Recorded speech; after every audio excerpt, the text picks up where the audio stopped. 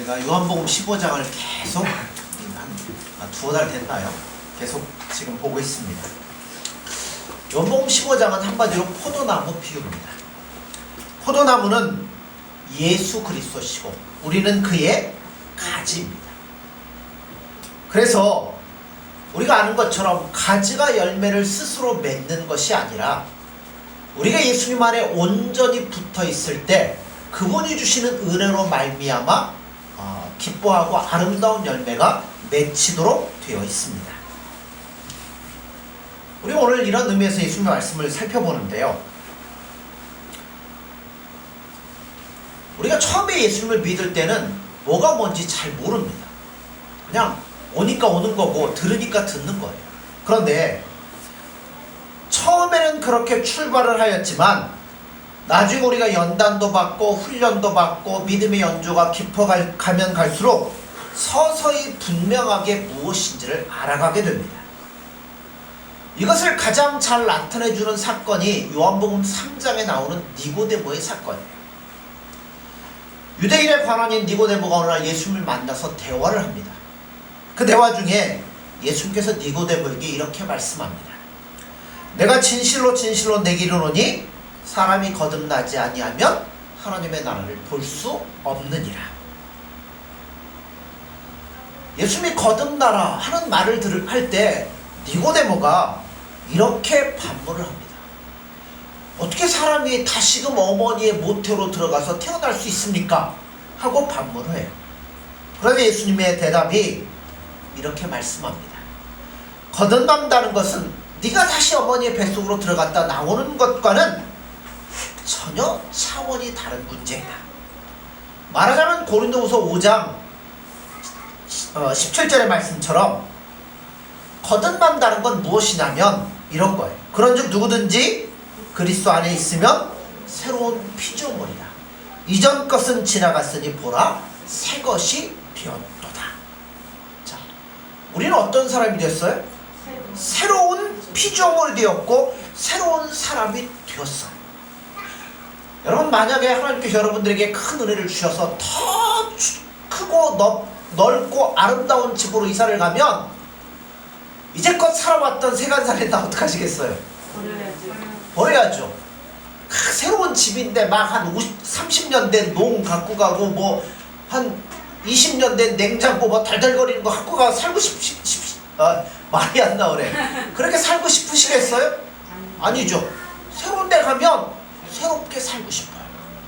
우리는 예수님의 은혜로 말미암아 새로운 사람이 되었어요. 그거는 뭘 이야기하는 거냐면 여태껏 우리가 알고 살고 경험해오고 의지해왔던 모든 것들을 이제는 다 내려놓고 새로운 사람답게 새로운 가치관과 새로운 삶의 원리와 방향과 목적을 갖고 살아가야 된다는 거예요. 새로운 사람이잖아요. 새롭게 됐잖아요. 그러니까 삶의 원리가 바뀌고 이제는 가치관이 예수님으로 바뀌고 삶의 목적이 바꿔져야 되는데 이게 처음부터 잘 되는 건 아닙니다. 시작은 굉장히 어렵습니다. 그러니까 여러 날들, 여러 달, 여러 해를 이것 때문에 뭐 해야 돼요? 그렇죠.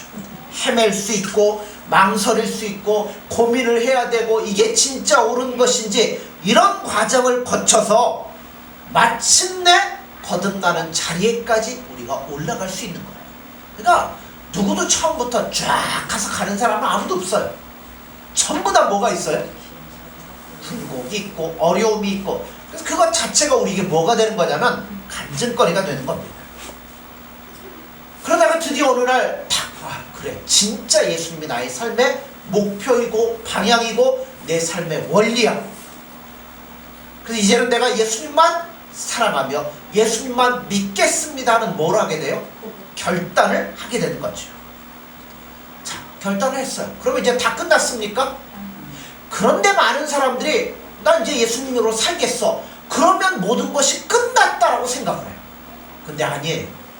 그거는 그 결단은 이제 뭐에 불과해요? 시작에 불과한 거예요. 드디어 신앙의 출발점에 이제 쓴 거예요. 내가 예수님 믿겠습니다. 난 예수님이 나의 삶의 전부입니다. 끝난 게 아니에요. 이제부터 뭐 하는 거예요? 시작하는 거예요. 이제 출발하는 거예요.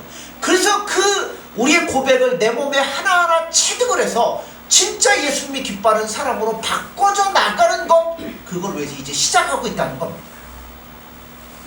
근데 이 중요한 사실을 모르게 되면 신자들에게 가장 큰 시험거리가 되기 시작해요. 자, 내가 이제 예수님 믿기로 결심했다. 나 그 뜻대로 살겠다. 이게 결론이 되어서, 여러분 우리가 아까 예수님 믿으면 뭐가 된다고요? 새로운 피조물이고 새로운 사람 됐어요. 그러면 이제까지 갖고 있던 가치관 뭐 다 해야 돼요? 버려야죠. 그리고 예수님이 주시는 것으로 만족하며 예수님 안에 가치관과 목적을 두고 살아야 돼요. 근데 이걸 모르게 되면 뭐 하기 시작하냐면, 결단은 했는데 아직도 이걸 못 버리니까 예수님 믿는 게 다 뭐겠어요? 예전에 가지고 있던 가치관, 목적, 삶, 이것을 더 윤택하게 행복하게 누리기 위해서 예수님을 믿는 것밖에는 안 되기 시작한다는 겁니다. 그래서 사회에서 가지고 있던 경험, 지위, 명성 그대로 뭐 하는 거예요? 교회 안으로 가지고 들어온다는 거예요. 교회는요, 육적인 영역이 아니잖아요. 영적인 영역이잖아요. 그렇기 때문에 우리가 전에 예수님 앞에 결단하며 살기 전과의 영역이 전혀 다르다는 겁니다. 그러기에 처음부터 다 내려놓고 이제 뭐 해야 돼요? 처음부터 새롭게 시작을 해야 돼요. 그러나 그저 예수님을 믿기만 하면 믿는 것으로 다 됐다라고 생각하는 사람들은 새롭게 시작을 안 하는 거예요. 예수님에 대해서 가치관을 가지고 예수님에게 목표를 고정하고 예수님의 사랑에 목말라 해서 그 사랑이 내 안을 채우는 것이 기쁘고 너무나 감격스러운 그런 새로운 시작을 하는 게 아니라 안 바뀌었다는 거예요. 결단만 했지. 바꿔줘야 되는데. 그래서 내가 예수님으로 인해 새롭게 바꿔지고 내가 새롭게 가르침을 받아야 될 산적해 있는 일들을 전혀 생각을 하지 않으니까 단지 이제까지 살아왔던 삶의 방식에 익숙해가지고 여러분 그것을 가지고 자기 실력, 자기 능력, 자기 힘으로 신앙에 도입을 하기 시작한다는 거예요. 그러니까 여러분 옛날에는요, 그 예수 믿으면 예수 믿는 사람들, 세상 사람들이 조금 다르게 봤잖아요. 그때는 뭐 성경에 대한 거 잘 몰라요. 뭐 이런 거 몰라도 그냥 예수님이 말씀하시면 그 뜻대로 살려고 노력하고 성경에서 말씀하는 살려고 노력을 했어요. 가치관이 점점 달라지기 시작했죠. 그러니까 그래도 예전에는 예수 믿는 사람 하면 좀 달랐는데 요새는 교회가 교회 같지 않게 보여지기 시작한다는 겁니다. 많은 사람들이, 많은 교회들과 신자들이 이런 의미에서 자신이 하나님을 믿기로 결심하게 되기까지의 갈등과 또 과정을 치장하고 미화하고 드라마틱하게 만들어서 서로 주고받는 이런 것을 이제는 벗어나야 돼요. 겉으로 드러내고 선전하고 간증이라는 것으로 자신을 피하라는 것, 여러분 이제는 버리셔야 됩니다. 나를 드러내고 내가 이거 필요 없어요. 예수님 안에 온전히 있는 사람은 가만히 있어도 뭐가 나와요? 예수님의 향기가 은은하게 흘러나올 수밖에 없도록 되어 있습니다. 그런 의미에서 보면 죄송합니다. 이런 표현들을 써서 신자들이 어떤 의미에서는 뭘 하냐면 쇼를 합니다. 쇼처럼 즐거운 인생도 없다고 얘기를 하는데요, 바로 교회가 그러한 것들을 즐기고 있어요. 한번 여러분 심각하게 한번 생각을 해보세요. 전도를 해도 선교사를 보내도 부흥회를 해도 그것이 어떤 의미에서 보면 그리스도를 닮아가고 향기를 드러내는 게 아니라 뭐냐면 어떤 의미에서는 종교적인 흥행이 되고 종교적인 쇼가 되고 전시효과의 목적을 매다는 것에 불과할 때가 있을 수 있다는 걸 여러분 아셔야 돼요. 그걸 나에게 적용을 해보십시오. 과연 여러분 우리가 신령한 일을 하면서 영적인 일에 어떤 도움을 여러분들이 받고 있습니까? 그걸 한번 생각해 보시라는 거예요. 선교사를 보내고요, 개척교회를 도우며 구제를 하고 봉사를 한 일들이 여러분에게서 그리스도의 향기와 성령의 열매를 얼마나 맺게 했는지를 한번 보시라는 이야기예요. 그걸 우리가 어떤 일을 하든지 여기에다 대입을 해보셔야 돼요. 내가 행하는 봉사, 내가 행하는 섬김, 내가 하는 모든 일들이 예수님의 향기와 열매를 나타내는 것이 아니라면 여러분, 그건 뭐에 불과하냐면 쇼에 불과하다고 생각하셔야 돼요.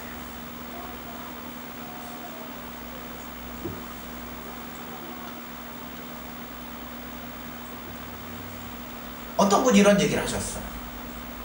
다른 교회를 다니다가 전도회장까지 해서 막 열심히 일하던 분이 뭐 이사 때문에 이제 이쪽으로 이사를 와가지고 이 교회 등록을 하고 다녔어요. 근데 1년이 다 가도록 이분에게 교회가 일할 거리를 주지 않는다고 투덜투덜대요.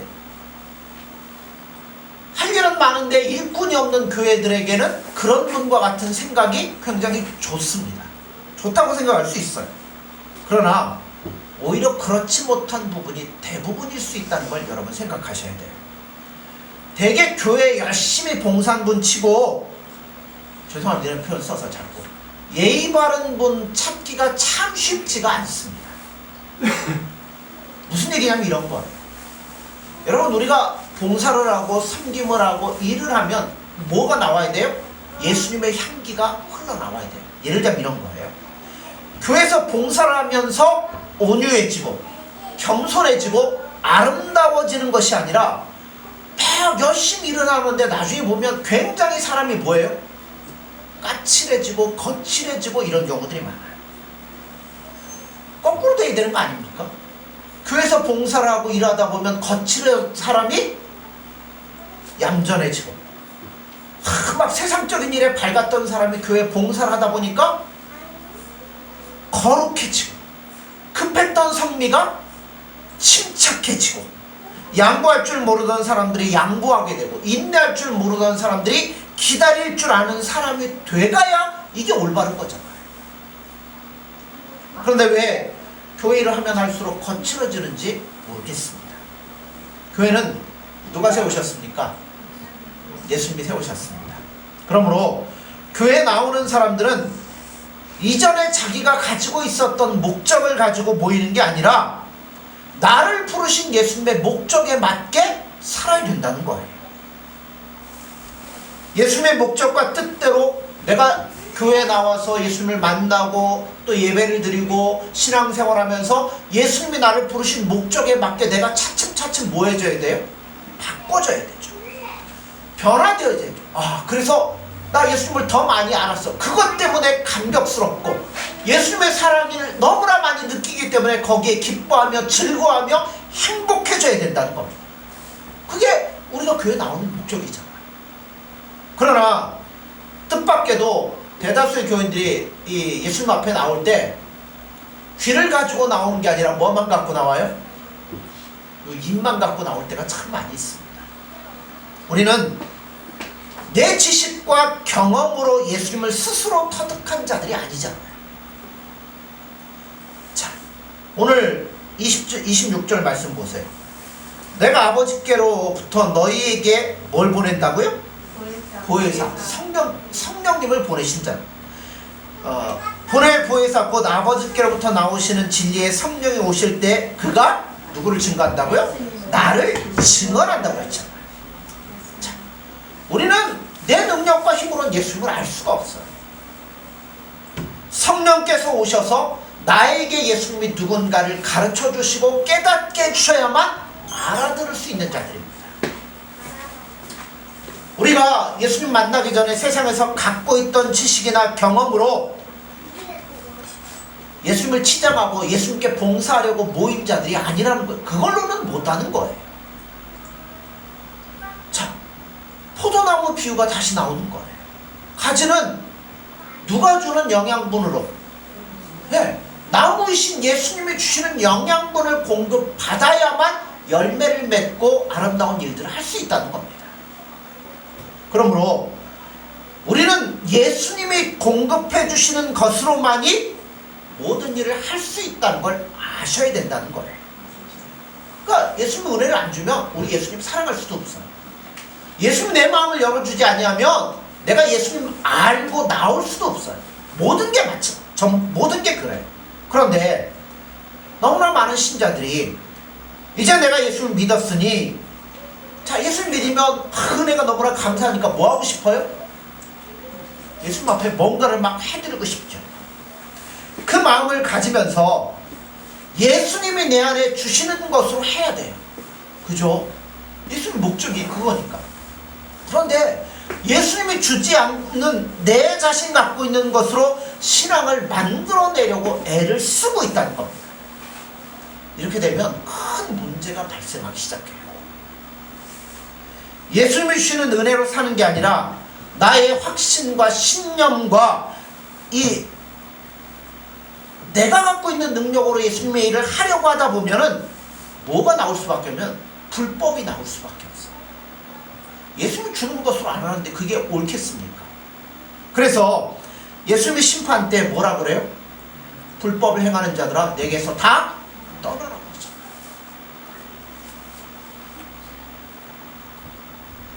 오늘날 참으로 참기 어려운 이 분위기 중에 하나가 그 사람의 영혼이 불쌍해서가 아니라 죄송합니다.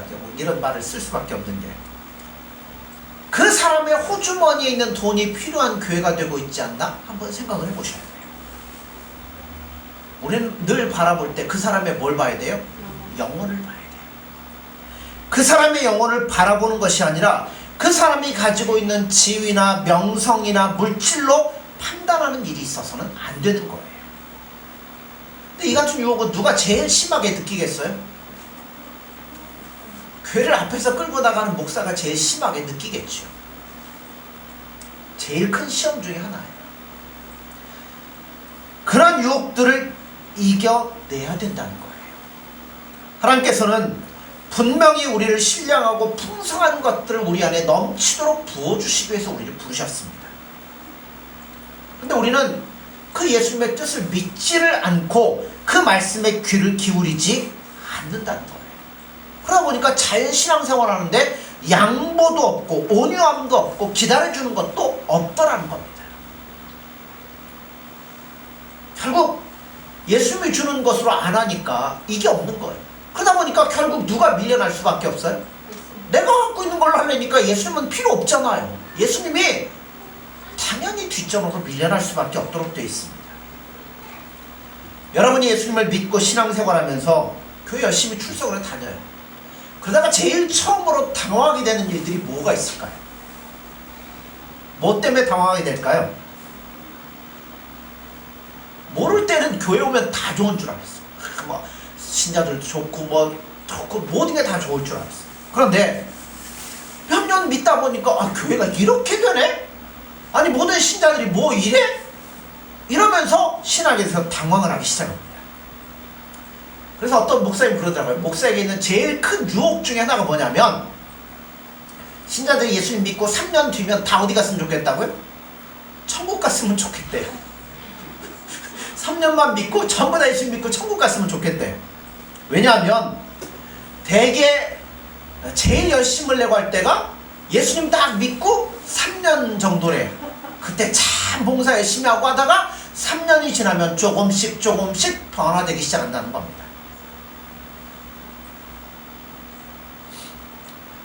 그래서 목사 쪽에서 보면 자기의 과거를 알고 있고 처음부터 함께하고 있었던 사람들이 제일 어렵대요. 난 다 알고 있어. 목사님 뭔 얘기 할지 다 알고 있고 어떠한지 다 알고 있고 이러고 있는 분들이 어렵다고 그래요. 그러나 이제 예수님 믿고 3년 시작하는 사람들은 옛날엔 그랬다고 그랬잖아요. 목사님 화장실도 안 가고 목사님 밤에 잘 때는 예수님하고 신령한 대화를 나누다가 아침에 나와가지고 그 얘기들을 해준다라고 믿었대잖아.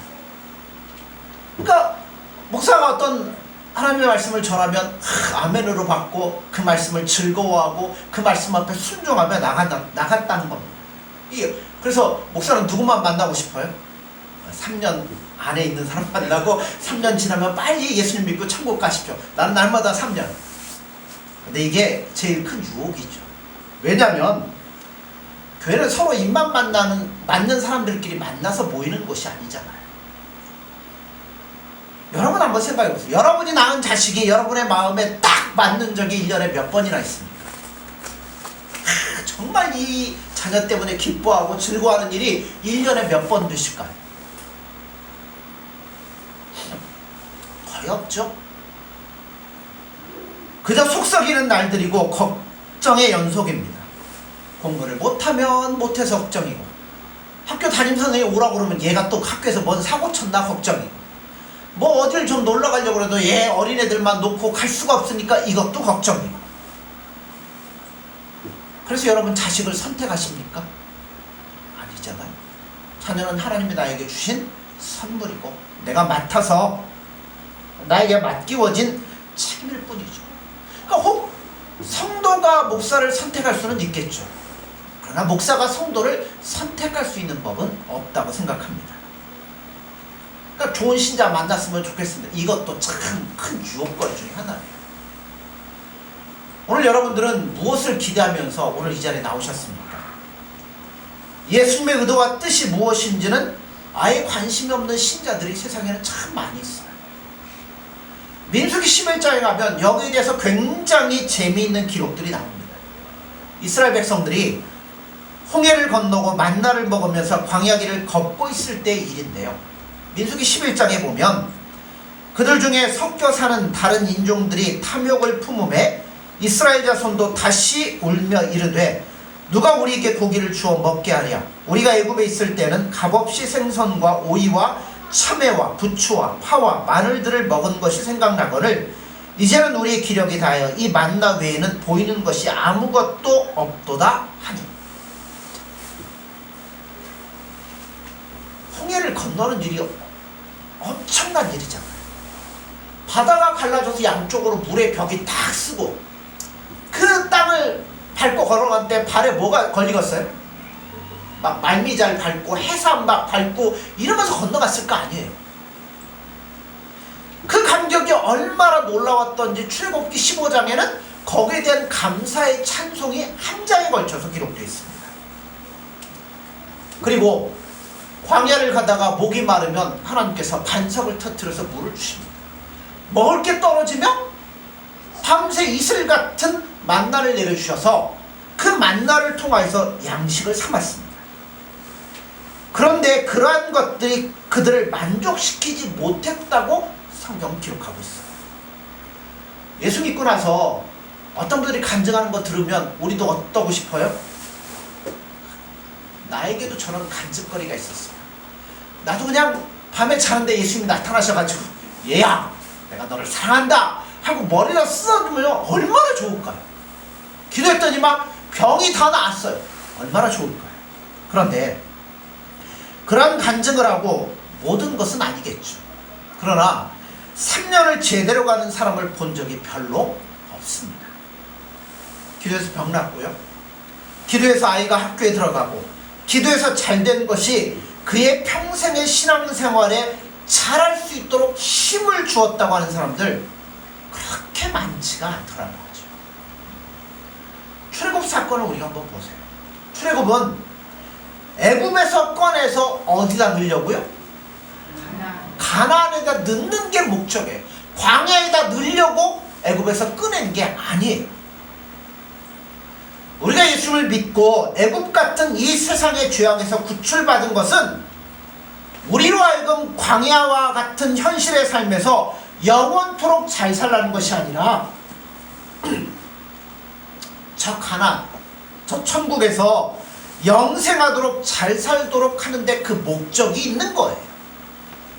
그런데 우리는 자꾸만 이 광야에서 왜 이렇게 힘이 드느냐고 투덜거리고 불평을 하는 거예요. 광야는 뭐 하기 위한 곳이에요? 훈련하는 곳이에요. 어떤 훈련이요? 거기서는 우리가 할 게 아무것도 없잖아요. 그러니까 누가 주는 것? 그러니까 훈련이 예수님으로 인해서 만족하고 예수님이 주는 건 먹고 그 은혜에 만족해서 그 은혜에 기뻐하며 살아가는 훈련하는 데가 뭐냐면 광야예요. 그러니까 우리가 현실의 삶도 마찬가지예요. 광야가 편했어요? 여러분 거기 맨날 덥고요 춥고요 뭐 보이는 거라고는 아무것도 없잖아요. 그 먹는 것도 뭐 만나 뭐 맥주라기 뭐 그거 외에는 다른 게 없잖아요. 그러니까 현실 같은 생활에서 우리가 힘들다고 어렵다고 불평하는데 그게 뭘 하기 위한 거예요? 그렇죠. 저 영원한 가나안 저 천국에서 예수님과 더불어 즐겁게 영원토록 살기 위한 훈련을 받는 곳이 이곳이에요.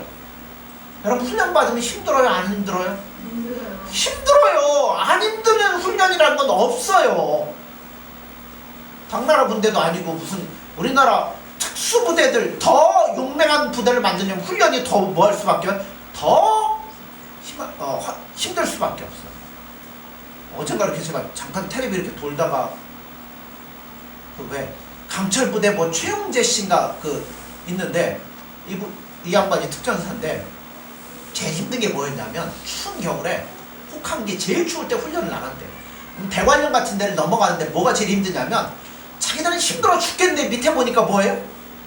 사람들이 다 스키 타고 뭐 이러고 이제 보니까 얼마나 이게 그때 힘들었다고 얘기를 하더라고요. 그런 과정들을 거치고 나서 진짜 용맹한 군인이 되잖아요. 우리도 마찬가지예요. 이제 그래서 우리는 어디로 가야 돼요? 가나안으로 진군에 들어가야 돼요. 거기 가려면 이제까지 살아왔던 삶의 가치관 방법 다 내려놓고 완전히 새로워진 자세와 마음으로 나가야 되는 거예요. 그런데 여러분 그 길은 나 혼자 가는 게 아니더라. 가나안에 관한 기록이 여호수아 1장에 아름답게 묘사되어 있는데 여기서 이스라엘 백성들이 들어갈 땅을 가나안 땅이라고 말합니다. 애굽 땅도 아니고 광야도 아니고 가나안이에요. 약속의 땅입니다. 그런데 그 땅을 갈 때 누가 함께 한다고요? 하나님께서 함께 하신다고 했어요. 1장 5절에 보면 내 평생에 너를 능히 대적할 자가 없으리니 내가 모세와 함께 있었던 것 같이 너와 함께 있을 것임이니라. 내가 너를 떠나지 아니하며 버리지 아니하리니. 모세와 함께 했던 하나님께서 여호수아와 함께 하실 거라는 겁니다. 자, 할렐루야. 이 약속은 오늘 우리들에게도 동일하게 적용이 되는 겁니다. 근데 그때보다 우리가 더 나을 수 있어요. 왜냐하면 지금은 우리가 하나님의 자녀고 하나님을 누구라고 불러요? 아빠! 아버지보다는 아빠가 더 정감이 있죠? 아빠! 자, 아빠 아버지라고 우리가 부를 수 있게 되었습니다. 그래서 옛날에 모세나 여호수아가 하나님을 의지하고 하나님이 그들의 편을 들었던 것보다 더 여러분의 편을 드셨으면 드셨지 결코 덜하지 않을 겁니다. 그걸 위해서 누구까지 주셨어요? 예수님까지 주셨죠. 그래서 성경은 오늘도 우리에게 촉구를 합니다. 포도나무 비유에서 잘 나타나잖아요. 15장에 나온 것처럼 나는 포도나무여 너희는 가지라. 너희가 내 안에 거하면 즉 내 계명 안에 거하면 열매를 많이 맺을 것이다. 그리고 너희 기쁨이 충만해질 것이다. 자, 이제 우리는 뭐가 됐어요? 예수님의 붙어있는 가지가 되었습니다. 가지가 되기로 결심을 하셔야 돼요. 난 예수님만 사랑하고 예수님만 의지하고 예수님으로 인해 기뻐하고 모든 걸 예수님께 의지하고 예수님 주시는 것으로 살겠습니다. 그렇게 고백을 하셔야 돼요. 그런데 그렇게 가지 되는 것만이 삶의 전부는 아니에요. 우리를 가지로 삼은 가장 중요한 이유는 자, 포도나무에 가지가 붙었어요. 아, 이제 가지입니다 하고 가지로 끝이에요? 뭐가 돼 이제? 그렇죠. 예수님이 우리에게 주시려고 하는 그 풍성한 열매들을 마음껏 맺어서 하나님 앞에 영광을 돌리는 삶이 되어야 된다는 겁니다. 그래서 그 열매가 맺어지고 내가 예수님 의지하고 나아갈 때 예수님 나와 함께 하시며 나의 길을 인도해 주시며 나와 동행하시는 그 모습을 통해서 우리가 기뻐하며 즐거워하며 만족할 수 있어요. 이 길은 세상이 몰라요. 우리밖에 몰라요. 그 비밀스러운 길을 지금 걸어가고 있습니다. 그래서 교회 안에서는 모두가 영적인 어린아이와 같습니다. 누가 누구보다 낫지 않습니다. 이제 영적인 수준과 영적인 이해력과 분별 잘하셔야 돼요. 이런 것을 위해서 여러분 교회가 필요하다는 겁니다. 모여서 말씀을 듣고 서로 간에 교제를 하며 나의 영적인 이야기들을 나누며 이러면서 한 걸음 한 걸음 주님께 더 가까이 나아가야 돼요. 이게 아니면 비교할 거 필요 없어요. 아무것도 쓸모없는 겁니다. 많은 사람들이 교회 와서 나는 왔는데 이렇게 알아주지도 않고 뭐 확인해주지 않는 데 대해서 당황해 합니다. 특히 어떤 사람들이 당황하겠어요? 사회에서 뭔가 이렇게 갖고 있던 사람들을 교회 왔는데 아무도 대접을 안 해줘요. 왜냐하면 교회 안에는 육적인 일 필요 없어요. 뭐만요? 영적인 일에 대해서 대접을 받고 인정받고 비교되어야 돼요. 우리가 모방하고 싶고 담고 싶고 이야기 나누고 싶은 모두가 어떤 일이냐면 영적인 차원에서 일들해야 되는 겁니다. 예수 믿는다는 것 때문에 뭐 동업하지 마십시오. 예수 믿는다는 것 때문에 뭐 돈 꺼주고 이런 것도 사실은 하지 마셔야 돼요. 왜냐하면 교회는 그런 거 일하라고 있는 게 아니거든요. 기도하고 말씀을 소개하고 내가 겪었던 이런 영적인 일들에서 나누며 서로 간에 협력해서 예수님 섬기며 예수님 사랑하는데 힘쓰는 일들이 있어야 돼요. 그러니까 그거 소개하는 일들로 서로 친해져야지 다른 걸로 친해지면 이거 문제 많은 거예요. 그러므로 할 수만 있으면 교회를 자주 나오셔야 됩니다. 자주 모여야만 이런 문제에 관심을 갖게 돼요. 그래서 사람들을 만나도요, 아무나 만나지 마시고요, 영적인 일들을 나눌 수 있는 사람들을 만나서 얘기를 해야 내 신앙도 커가고 하는 거예요. 그래서 그런 얘기를 듣고 뭘 받아야 돼? 도전을 받아요. 그래, 난 이렇게 살 수 있어. 나도 이렇게 봐야지. 그러므로 빠지는 것만큼 손해이고요, 아는 것만큼 이익입니다. 교회는 자꾸 모이라고 하는 얘기가 거기에 있어요. 자꾸 모여서 말씀을 강론받고 한 번이라도 더 기도하고 예수 믿는 다른 사람들과 한 번 더 대화를 나눔으로 영적인 세계에서 조금씩 눈을 떠가며 예수님 앞에 나아가는 겁니다. 여러분, 알지 못하면요 기도 못해요. 그렇죠? 알지 못하면요 간절함이 어디 있어요? 모르는데 거기에 대해서 무슨 간절함이 있겠어요? 그러나 안타깝게도 오늘날 신자들의 관심사 또 활동의 대부분이 영적인 문제가 아니라 세상적인 세상 소모적인 일들에 너무나 관심을 쏟고 있는 것에 안타까워할 수밖에 없다는 겁니다.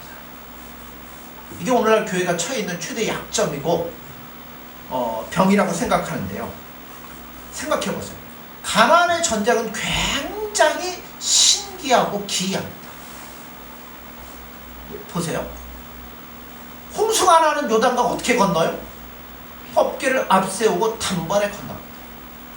그 당시 세계에서 제일 튼튼한 여리고성 어떻게 무너뜨리죠? 네. 예수님 말씀대로 7번 돌고서 저절로 무너집니다. 예수님 믿고 나가는 것 알고 보면 굉장히 간단합니다. 누가 함께 하시기 때문에? 예수님이 함께 하시기 때문에 그분을 믿고 의지하면 영적인 부분에 승리하게 돼 있어요. 여러분의 생에, 우리의 생에도 그런 기적들이 일어나기를 원합니다. 맛보고 살아야 될 거 아니에요, 우리. 그죠?